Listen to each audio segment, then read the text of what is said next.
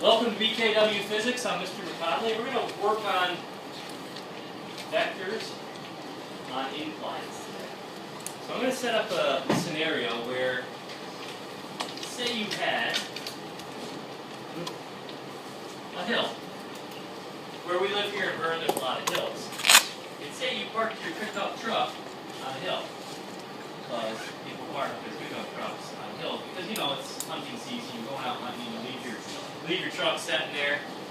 And so this is a scenario. So what I want to know is, say the brakes, or the parking brakes, or you left the thing in neutral, and you didn't set the brake correctly. Anyway, the thing rolls away. How much force is going to pull that truck down the hill? Because there's a natural force here, because you know things roll downhill. You know that's because of the force of gravity. You also know that the force of gravity points, that's not straight enough for me, I hate that. Let me fix that. You know that the force of gravity points straight down.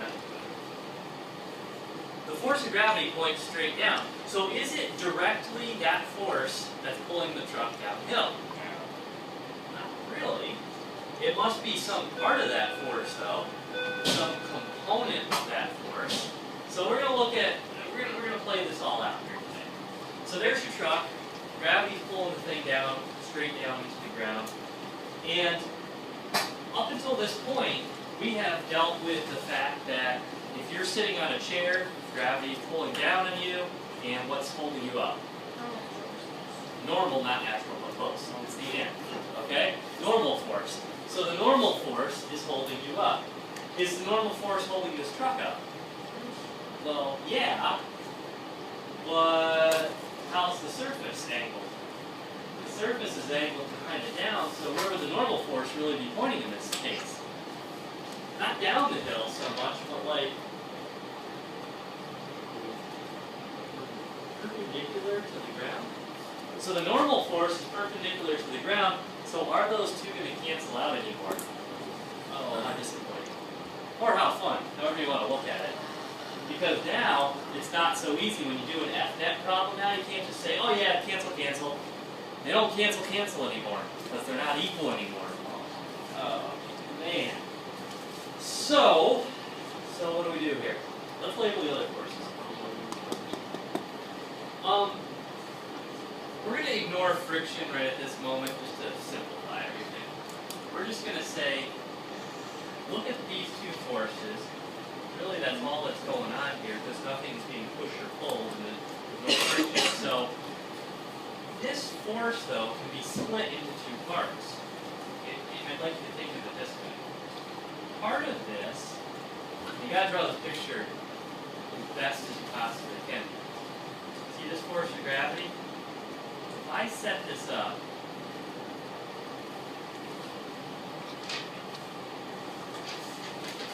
so that I'm trying to make a 90-degree angle there, which connects to the end of my FG. So I'm trying to set up a 90-degree angle that connects to the end of my FG. You kind of see that now? I put the paper there for it.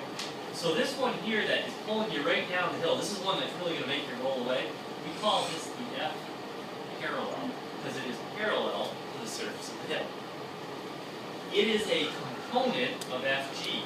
So it's part of FG. FG is the responsible force, but this is part of it. This is the part pulling you down the hill. And then the other part, we would draw over here, and again, we're trying to set this up. So that's a 90 degree. And this part here, that is, we'll say opposite the normal force. Those are supposed to be opposite. So the force here that is opposite the normal force, but in the down towards into the ground direction, we call this the perpendicular force, because it is perpendicular to the surface of the ground. So what you can note to yourself in your notebooks is that F parallel and F perpendicular are components of FG. So they're the parts that make up FG. So that makes enough sense, I guess. Well, how do you find that? One of the things you need to know is you're going to need to know how steep the hill is. So let's, what did I use? I used 30 degrees. The hill is 30 degrees. Now, through the laws of math and similar triangles and whatnot, if you think of the hill as actually a big right triangle, visualize that, then these triangles here that we drew with the F parallel, F perpendicular, and FG, they are similar triangles. If you don't believe me, ask an athlete. It's true. I'm very bad at all those laws that prove that, but I know for a fact that if that's 30, then that's 30, and if that's 30, then this is 30. Because these two triangles are similar triangles to the big one, the actual hill. Alright? If you have a problem with that, like I said, we can talk about it later. So now you know the angle. Well, you just really need to know one more thing. You need to know the weight of the vehicle. So let's say this vehicle has a weight, which is FG, of 13,200 newtons. I don't know why I did that. That's what I did. So now let's just go ahead and see if we can't solve for what the parallel force is, how much is pulling it down the hill, and what the perpendicular force is. And the perpendicular force is interesting because I want you to think about this. Like, just in your mind, if you park your truck on flat ground, then how much of the weight is pushing onto the ground? All of it. Okay, so if the FG on flat ground is 13,200, then the Fn on flat ground is 13,200. When you park on a hill, actually, if it's a steep enough hill, then the weight pushing down is not completely pushing down. In other words, you're not putting as much stress on the road. You know what I'm saying? It's kind of a weird idea if you think about it. So this is going to be less than the 13,200 because it's not actually pushing down. So let's solve for it. Let's look at that triangle right there. I'll just redraw it. You don't have to redraw it. I'm just doing that to make it a little clearer. So I know that this side of the triangle, the hypotenuse, is 13,200 newtons. So that's the weight, that's the FG. Boom, I put it right in there. I know that this is 30 degrees, so I can solve for this perpendicular one. What triangle law will make that happen? Well, that's next door neighbor, which is called adjacent, and hypotenuse. So that's cosine. Cosine of theta, adjacent, or hypotenuse. Cosine of 30 degrees is the adjacent one. That's the one I'm trying to find. The hypotenuse. So you can solve for the perpendicular one, and it comes out to be 11,431. We get some agreement from the front row. So I know that actually this truck is only pushing on the road now with 11,000 newtons, but it actually weighs 13,000 newtons. That's interesting. Let's move on.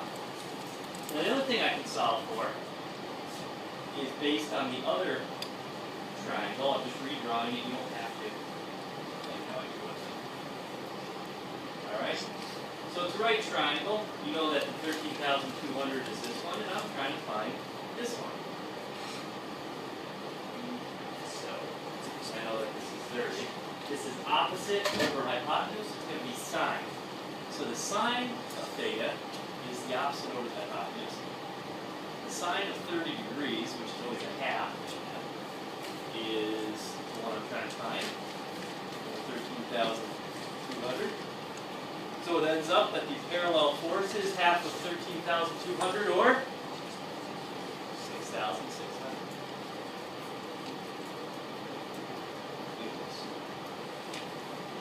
So if you park your truck on a hill and you're going hunting, and you forget to put the brake on, there is going to be 6,600 newton pulling that thing down the hill. It's going to roll away. Bottom line. So for today, that's inclines.